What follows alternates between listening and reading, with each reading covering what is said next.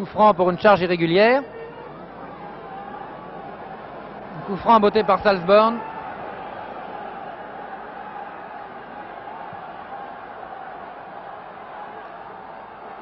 Vers Bouchache. Bourdoncle. Gardien. Qui envoie vers Edimo. Hors jeu. L'Edimo.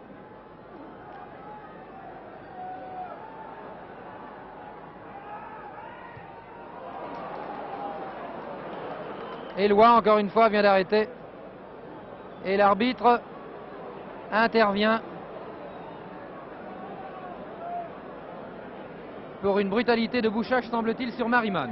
Je n'ai pas vu vraiment cette faute, mais l'intervention précédente de Bouchache avait été extrêmement dangereuse. On a l'impression que le numéro 10 Havrais a perdu le contrôle un peu de ses gestes, qu'il considère que cette défaite est imméritée. Non, au fur et à mesure d'ailleurs que la fatigue se fait sentir, Bouchache a des gestes beaucoup plus irréguliers.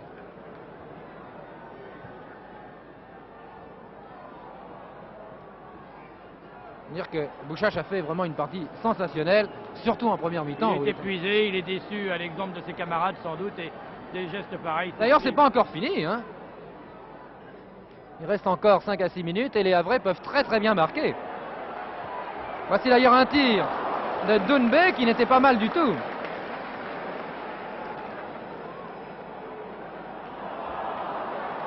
Bourdoncle qui mène l'attaque sochalienne.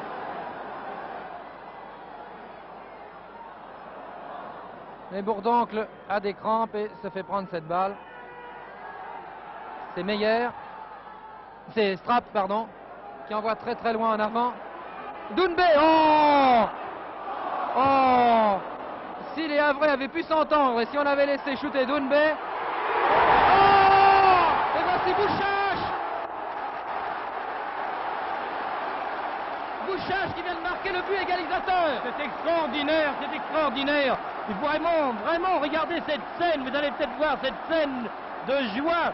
Vraiment, Bouchache a traduit là sa volonté exacerbée, qu'il soit parvenu à marquer dans des conditions pareilles. C'est étonnant, absolument étonnant. Oui, j'avais raison de vous dire qu'ils étaient déçus, vous disiez tout à l'heure, mais rien n'était perdu. Hein, magnifique, magnifique au point de vue démonstration de volonté. Je crois qu'on peut pardonner à Bouchache quelques gestes de mauvaise humeur. C'est vraiment sensationnel, hein. Extraordinaire. Bouchache qui a été un des meilleurs joueurs sur le terrain d'ailleurs aujourd'hui et qui vraiment concrétise cette supériorité qu'il a marqué, cette supériorité de dribbleur par un but, par le but égalisateur au moment des prolongations. C'est vraiment formidable et je crois que ça laisse absolument tous les spectateurs pantois en ce moment. Oui, et surtout que dans la phase précédente, vous aviez sans doute remarqué qu'un Havrais avait laissé l'occasion de shoot à Doumbé qui était venu et qu'au dernier moment le Havrais s'était ravisé et vraiment je croyais que les Havrais venaient de laisser passer là leur dernière chance. Oui, c'est ce que nous avons dit d'ailleurs. Eh bien il reste encore je crois 3 à 4 minutes à jouer. Eh bien que va-t-il se passer dans ces 3 ou 4 minutes? Je crois que là il est très difficile de prévoir quelque chose après ces coups de théâtre successifs qui se déroulent au cours de cette finale de la Coupe de France qui oppose le Havre à Sochaux. Voici Doumbé qui a la balle maintenant, qui vraiment lui plonge dans le gardien de but, même quand le gardien de but a bloqué. Enfin, Doumbé qui se laisse emporter également par son tempérament. Mais on a raison de dire que l'équipe du Havre est une équipe de tempérament et l'équipe de Sochaux une équipe de stylistes. Aujourd'hui, enfin pour le moment, à 3 ou 4 minutes de la fin de la deuxième prolongation, le styliste et le tempérament n'ont pas pu se départager.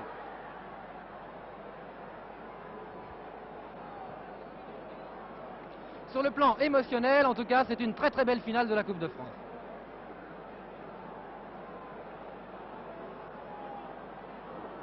Voici en tout cas une phase qui pourrait être très dangereuse. Un coup franc pour Sochaux, à peu près à 35 mètres des buts. C'est Telechea qui shoot. Dégagé par Eloi. Bouchache qui a obligé Bou à mettre en touche. Bouchache qui est animé d'une énergie, d'une volonté extraordinaire. Je ne sais pas ce que Monsieur le Président de la République pense de ce match. Peut-être ne pensait-il pas rester plus de 2 heures à Colombes aujourd'hui.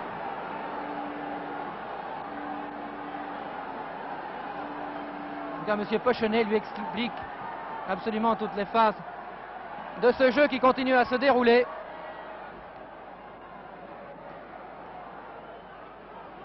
C'est Saunier maintenant qui a la balle. Saunier qui centre. Une balle qui est pas reprise et c'est Loubrano qui va dégager. Si les deux équipes finissent par un match nul, la finale qui doit être rejournée le 18 mai risque d'être encore beaucoup plus intéressante, car espérons que ce jour-là, Di Loreto pourra faire sa rentrée au Havre et Knayer pourra faire sa rentrée à Sochaux. Di Loreto étant l'avant-centre normal du Havre et Knayer le demi-centre, c'est-à-dire le défenseur de Sochaux.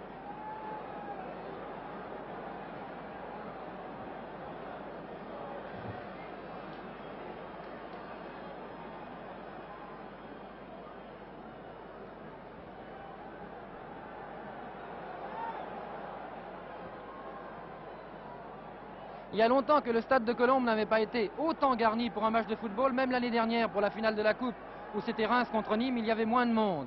Mais je crois qu'aujourd'hui les 60 000 spectateurs qui sont déplacés ne seront pas déçus par cette partie vraiment à suspense. Et je dois dire que les équipes françaises nous donnent maintenant du suspense dans leur match, puisque, je ne sais pas si vous vous rappelez du match retour Reims contre Liège, cette finale de la Coupe, et que nous réserve le match retour Reims contre Young Boys de Berne.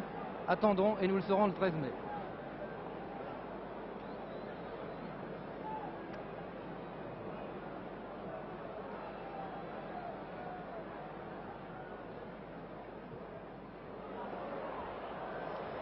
Un corner pour rien. Encore 2 minutes à peu près.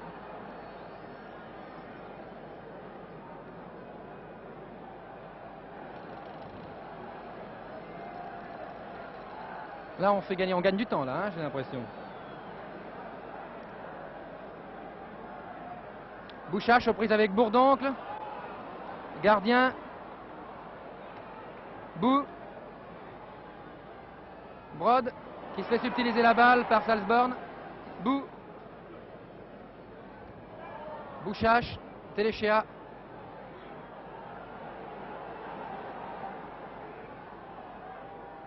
Stopira.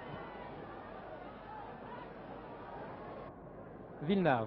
Vraiment des deux côtés, je crois qu'on se satisfait du match nul et chacun plus ou moins intérieurement souhaite que personne d'autre ne marque et qu'il y ait un deuxième match le 18 mai. Je le souhaite aussi pour l'équilibre des forces en présence aujourd'hui. C'est la première fois en tout cas qu'une équipe de deuxième division qui arrive en finale de la Coupe fait match nul avec son adversaire de première division. Mariman qui dégage vers Edimo. La balle est interceptée en cours de route.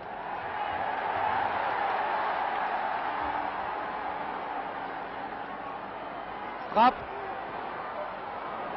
Une balle plongeante, repoussée du point par Barthelmez. Ndoumbe qui se laisse emporter par son élan.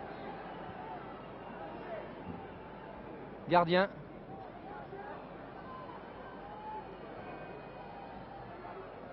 Asuna qui joue en position de demi maintenant. Meyer qui passe à Bouchache. Meyer qu'on voit de temps en temps.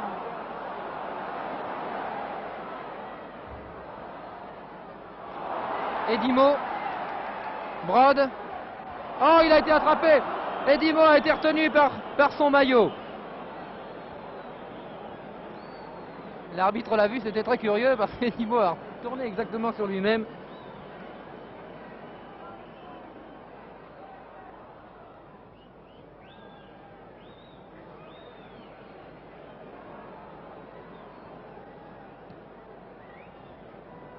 Coup franc à rejouer.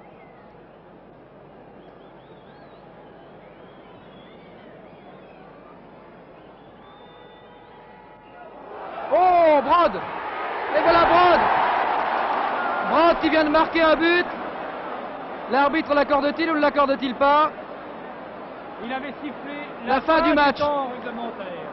C'est absolument extraordinaire. L'arbitre avait sifflé une seconde avant. Oui, une seconde avant, il avait sifflé la fin du temps réglementaire de la prolongation. Et avouez que vraiment les choses sont bien faites puisqu'il avait fait retirer le coup franc Et on se demande si le chronomètre n'a pas voulu que l'arbitre ne soit pas la victime, si l'on peut dire, de cette rencontre, qui ne soit pas à l'origine de la victoire d'une équipe ou de l'autre. En tout cas, aujourd'hui, le général de Gaulle ne remettra pas la Coupe de France à une des équipes victorieuses. Je ne sais pas ce qui se passe dans ces cas-là. Je ne sais pas si les deux équipes doivent faire un tour d'honneur. En tout cas, la revanche de cette finale de la Coupe de France 1959 entre Sochaux et Le Havre sera rejouée le 18 mai.